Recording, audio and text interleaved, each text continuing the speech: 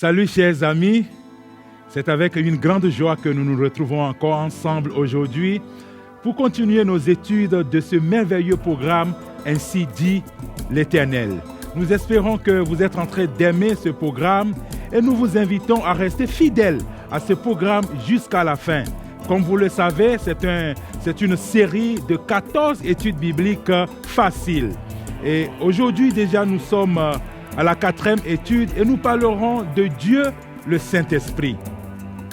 Dans les années 1900, dans une salle de Azusa Street aux États-Unis, une manifestation époustouflante a eu lieu. Le monde a été bouleversé. Dans cette salle, les gens avaient commencé à parler des langues étrangères, des langues inconnues. Et beaucoup de gens, la salle était remplie d'émotions, de pleurs, et beaucoup, n'est-ce pas, étaient en extase. Et les commentateurs des participants disaient que c'était la manifestation du Saint-Esprit. Et dès lors, le monde a eu cette vision du Saint-Esprit, de ce qui s'est passé dans cette salle. Aujourd'hui, les gens pensent que le Saint-Esprit est une puissance surnaturelle qui se manifeste sur les gens qui tombent en syncope, qui gesticulent. D'autres aussi pensent que le Saint-Esprit, c'est cette douce voix qui nous parle moins fort aux oreilles lorsque nous sommes en proie au doute dans les tentations. Beaucoup d'autres pensent que le Saint-Esprit n'est rien d'autre que cette promesse qui se réalise dans la vie d'un prophète. Et il y a encore d'autres qui pensent que le Saint-Esprit n'est rien d'autre qu'une force naturelle, humaine, c'est-à-dire notre conscience. Et vous, que pensez-vous lorsque vous écoutez en même temps le nom Saint-Esprit? Avez-vous déjà cherché à savoir ce que c'est que le Saint-Esprit? C'est notre étude d'aujourd'hui. Je vous invite à prendre votre Bible, à la garder à côté. Et nous allons commencer par une prière.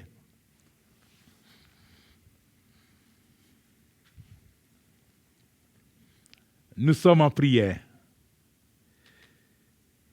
Merci Seigneur pour cette grâce que tu nous fais encore de nous retrouver ensemble aujourd'hui autour de ta parole pour continuer nos études. Nous prions, Seigneur, que tu bénisses tous les auditeurs, tous les téléspectateurs, que tu bénisses ce moment d'étude et que ton esprit nous aide à comprendre ce que tu vas nous révéler encore aujourd'hui, à la mettre en pratique pour notre croissance spirituelle au nom de Jésus-Christ. Amen. Amen. Effectivement, comme beaucoup le pensent, le Saint-Esprit a cette manifestation toute puissance. Jésus, lorsqu'il quittait ce monde, a fait la promesse du Saint-Esprit à ses disciples. Une promesse que nous lisons dans Acte 1, le verset 8.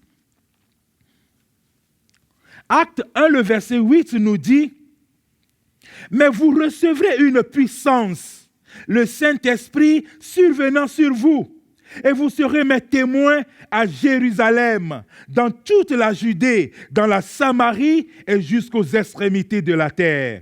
Vous recevrez une puissance, le Saint-Esprit, survenant sur vous. » En d'autres termes, Jésus voulait dire que vous recevrez une puissance, ce Saint-Esprit qui va encore vous conduire, qui va faire les mêmes choses que j'ai fait avec vous, c'est-à-dire les miracles, les prodigues, etc.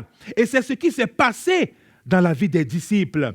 Nous voyons, n'est-ce pas, l'histoire de la Pentecôte, lorsque les disciples se sont réunis dans cette chambre haute et qu'ils ont reçu le Saint-Esprit. Le Saint-Esprit descendu sur eux.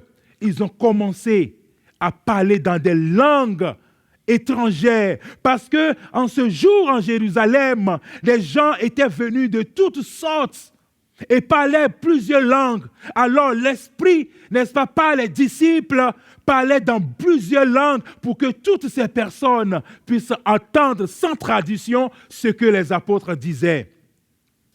Mais les actions du Saint-Esprit ne se limitaient pas seulement qu'aux apôtres, mais dans la vie de tous ceux qui croyaient en Jésus-Christ. Dans Actes 4, le verset 30 et 31, Les croyants étaient réunis dans une salle et après leur prière, le lieu où ils étaient réunis a tremblé. Et ils étaient tous remplis du Saint-Esprit et ont commencé à prêcher l'Évangile avec assurance.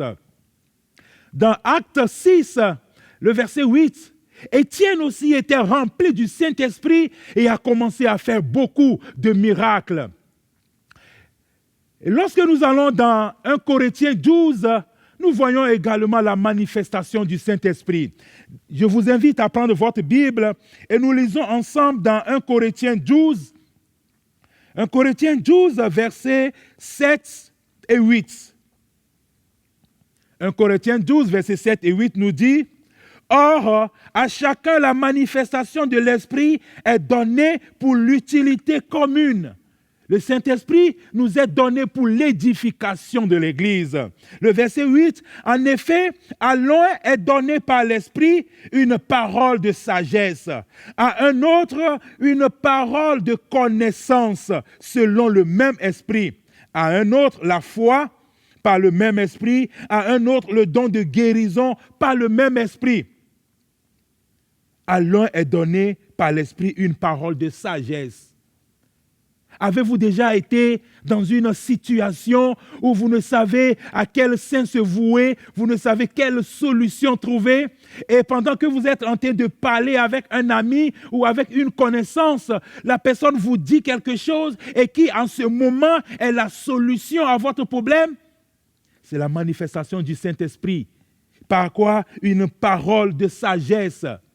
Avez-vous peut-être dans une congrégation, dans une église, pendant que vous êtes assis et assistant, n'est-ce pas, le message, le pasteur, l'ancien de l'église, ou bien l'invité, n'est-ce pas, prononce, raconte peut-être votre vie professionnelle, raconte peut-être votre vie sentimentale, raconte peut-être votre vie sociale, et vous vous demandez, mais cette personne ne me connaît pas, et je ne le connais pas, je ne la connais pas aussi. C'est la manifestation du Saint-Esprit à travers quoi? Cette parole de connaissance. Avez-vous aussi déjà souffert d'une infirmité, d'une maladie, et peut-être après les prières, cette maladie a disparu pour toujours de votre vie? C'est la manifestation du Saint-Esprit à travers le don de guérison. Et lorsque nous prêtons attention à toutes ces manifestations du Saint-Esprit, à tous ces écrits dans la Bible, vous recevrez une puissance. Le Saint-Esprit est descendu, animé du Saint-Esprit. Nous réalisons que le Saint-Esprit est vraiment une force. Le Saint-Esprit est une puissance qui animait, n'est-ce pas, ces personnes. Découvrons maintenant 3 choses importantes sur le Saint-Esprit. 3 choses que nous devions savoir sur le Saint-Esprit. La première des choses, c'est son ontologie. C'est quoi l'ontologie? L'ontologie, n'est-ce pas, confirme dans quelle catégorie nous plaçons un objet. Par exemple, le tsunami est une catastrophe naturelle. Ce n'est pas une invention. Quand nous prenons par exemple la voiture c'est quelque chose de palpable. Ce n'est pas la nature. La chaussure, par exemple, c'est un objet pour protéger nos pieds, mais ce n'est pas la terre. Donc, quelle est l'ontologie du Saint-Esprit? Je vous invite à prendre votre Bible, à lire ensemble dans 1 Corinthiens 12, le verset 11. 1 Corinthiens 12, le verset 11 nous dit « Un seul et même esprit opère toutes ces choses, les distribuant à chacun en particulier comme il veut. » Le Saint-Esprit qui distribue tous ses dons à chacun de nous comme il veut. Ce qui veut dire que le Saint-Esprit a sa propre volonté.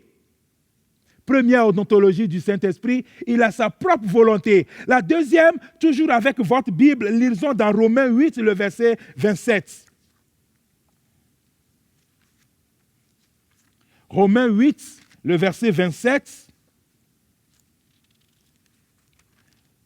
Romains 8, le verset 27 nous dit « Et celui qui sonde les cœurs connaît quelle est la pensée de l'Esprit.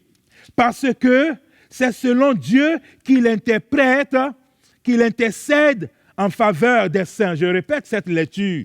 le verset 27. Et celui qui sonde les cœurs connaît quelle est la pensée de l'Esprit, parce que c'est selon Dieu qu'il intercède en faveur des saints. Le Saint-Esprit a une pensée propre. Nous venons de voir que le Saint-Esprit a une volonté propre. Le Saint-Esprit a une pensée propre. Nous continuons la troisième lecture dans le psaume 106, le verset 33. Psaume 106, le verset 33.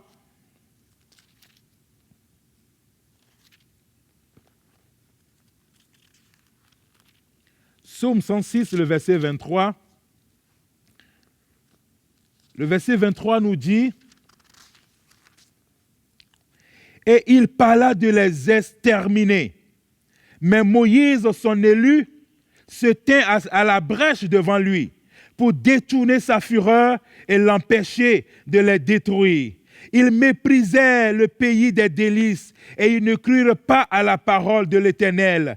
Ils murmuraient dans leur tente, ils n'obéirent point à sa voix et il leva la main pour jurer de les faire tomber dans le désert.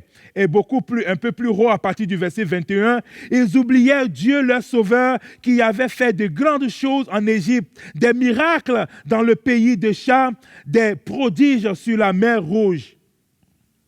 Et le verset 33 nous dit « Car ils aigrirent son esprit et il s'exprima légèrement les lèvres. » Le verset 33 dit « Car ils aigrirent son esprit et il s'exprima légèrement des lèvres. » Le Saint-Esprit a également des sentiments. La Bible nous dit ici qu'ils ont aigri, n'est-ce pas, le Saint-Esprit. Ils ont aigri l'Esprit de Dieu. Alors, mes amis, nous découvrons que le Saint-Esprit possède toutes les caractéristiques définissant d'un être, voire une personne. Le Saint-Esprit a sa propre volonté. Le Saint-Esprit a sa propre pensée. Le Saint-Esprit a des sentiments. Alors, n'est-ce pas, il a toutes les caractéristiques qui définissent une personne. Si donc nous disons que le Saint-Esprit est une personne, est-ce une personne humaine ou une personne divine? C'est la question maintenant que nous nous posons. Et je vous invite à lire dans Actes 5, le verset 3 et 4, pour voir si c'est une personne physique ou c'est une personne humaine ou une personne divine. Actes 5, le verset 3 à 4. Dans Actes 5, le verset 3 et 4, nous voyons, n'est-ce pas, l'histoire de deux chrétiens qui n'ont pas respecté leur engagement envers Dieu. Suivons ensemble cette lecture. Acte 5, le verset 3 et 4, nous dit, Pierre lui dit, Ananias, pourquoi Satan a-t-il rempli ton cœur au point que tu montes au Saint-Esprit et que tu aies retenu une partie du prix du champ? S'il n'eût pas été vendu, ne te restait-il pas? Et après qu'il a été vendu, le prix n'était-il pas à ta disposition? Comment as-tu pu mettre en ton cœur un pareil dessein? Ce n'est pas à des hommes que tu as menti, mais à qui? À Dieu. Pierre, n'est-ce pas, a dit à Ananias, pourquoi, n'est-ce pas, Satan a-t-il rempli ton cœur au point où tu as menti à Dieu? Et dans le verset suivant, il dit, ce n'est pas à un homme que tu as menti, mais à qui? À un Dieu. Nous voyons que l'Esprit Saint, ce n'est pas une personne humaine, mais c'est une personne divine. Et quand nous restons toujours dans le Nouveau Testament, à chaque fois qu'il y a mention de Dieu, le Saint-Esprit est toujours présent. Dans Matthieu 28, versets 19 et 20, lorsque Jésus donnait cette grande commission à ses disciples, il leur a dit, allez dans le monde et faites de toutes les nations mes disciples et baptisez-les au nom du Père, au nom du Fils et au nom du Saint-Esprit. Et même dans 2 Corinthiens 13, le verset 13, la Bible nous dit que la grâce du Seigneur Jésus-Christ, l'amour de Dieu et la communion du Saint-Esprit soient avec vous tous. À chaque fois que Dieu est mentionné, le Saint-Esprit y est ajouté. Même quand nous retournons à la création de toutes choses, dans le premier livre de la Bible, dans Genèse 1, nous lisons que au commencement, Dieu créa les cieux et la terre. La terre était informe et vide, et il y avait les ténèbres à la surface de l'abîme.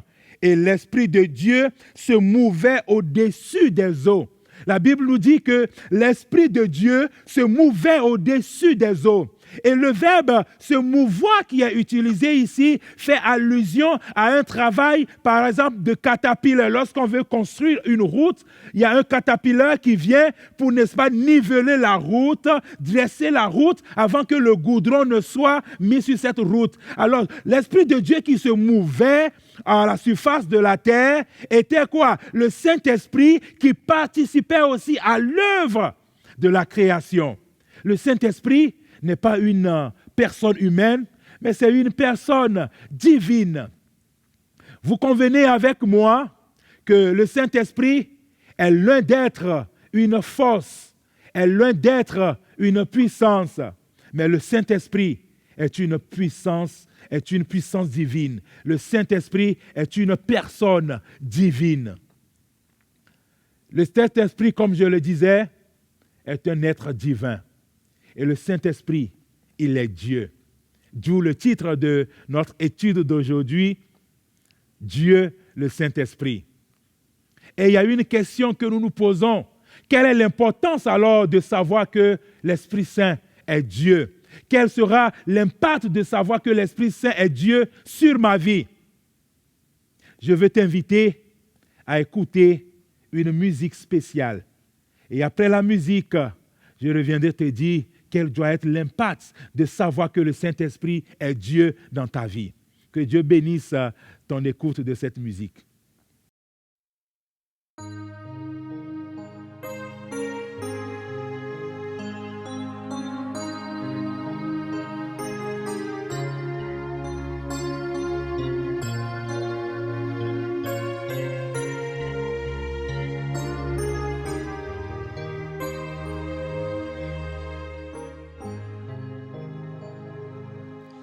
Il faisait nuit et battu par l'orage.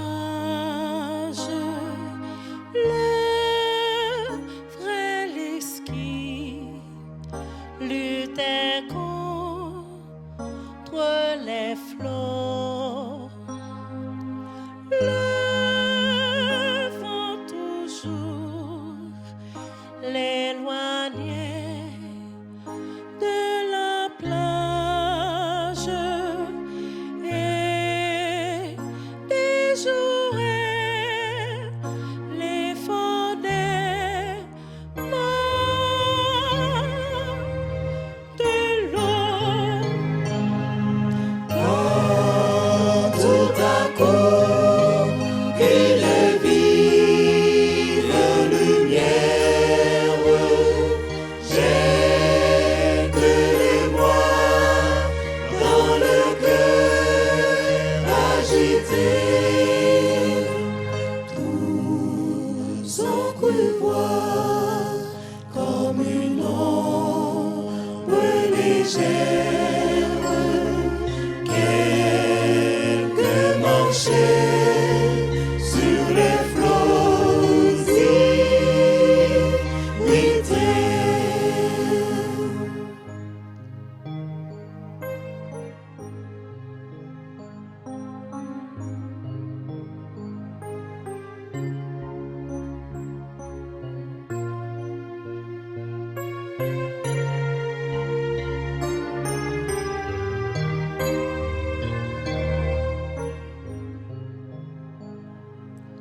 Mais au bonheur, une voix bien connue des passagers a dit si bel et froid. L'ombre s'étend et Jésus à leur vue sort et leur dit: rassurez-vous,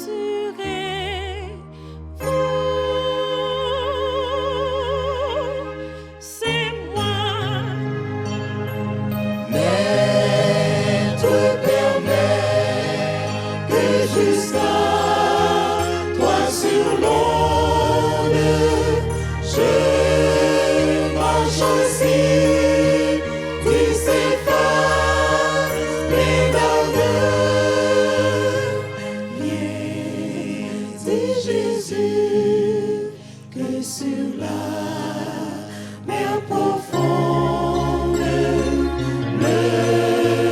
loin d'ici, approche du Seigneur. Maître, permet que jusqu'à toi sur l'onde, je marche aussi, dis s'efface mes dards. Viens, dit Jésus, et sur la mer profonde, loin d'ici, approche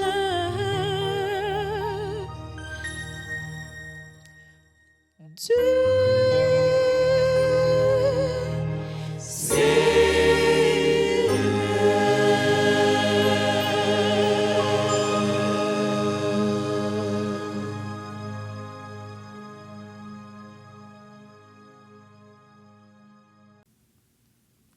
Merci à Dieu pour cette belle mélodie qui vient de passer et nous remercions, n'est-ce pas, le groupe pour la chanson. Le Saint-Esprit n'est pas seulement une force ou une puissance. Nous venons d'apprendre que le Saint-Esprit est une personne divine. Le Saint-Esprit est Dieu. Et cela apporte toute la différence dans notre vie. Cela nous aide dans notre croissance spirituelle parce que le Saint-Esprit nous convainc, le Saint-Esprit nous enseigne, le Saint-Esprit nous édifie, le Saint-Esprit nous éduque. Et n'est-ce pas, savoir que le Saint-Esprit est Dieu nous aide à maintenant obéir à sa voix. Savoir que le Saint-Esprit est une personne qui a des émotions, est une personne divine, nous aide à ne plus l'attrister, nous aide à accepter ses orientations pour les suivre. Alors, mon frère, ma soeur, quelle est ta décision aujourd'hui?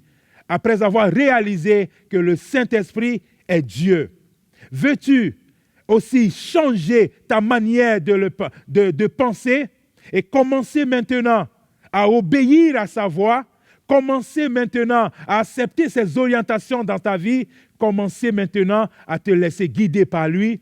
Je t'invite à faire cette prière dans ton cœur, là où tu te trouves, parce que je vais aussi prier pour toi.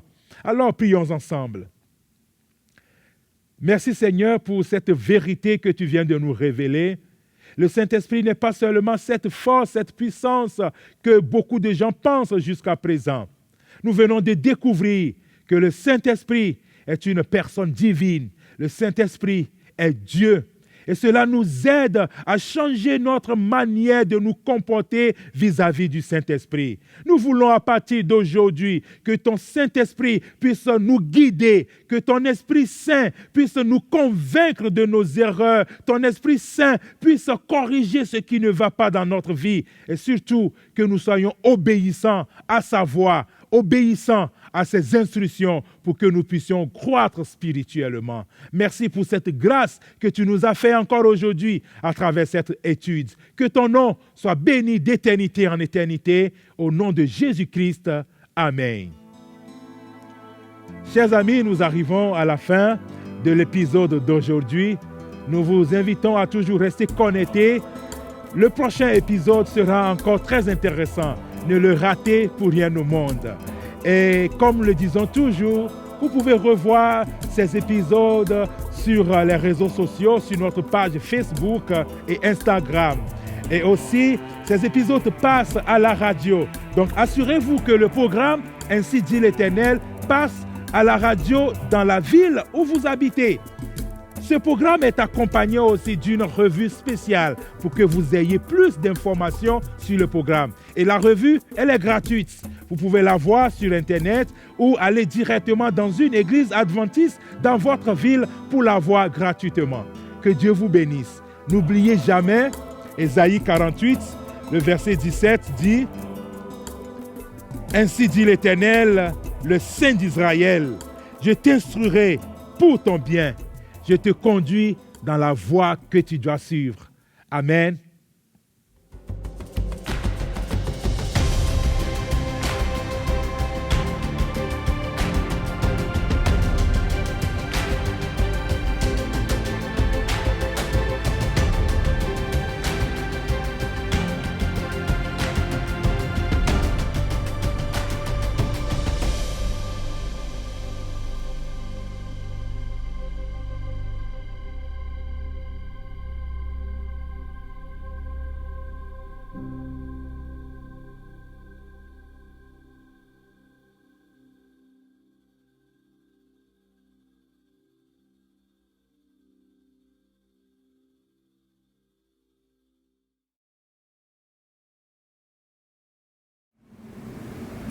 Salut chers amis, nous sommes très contents de vous compter parmi nous dans le cadre de l'émission Ainsi dit l'Éternel.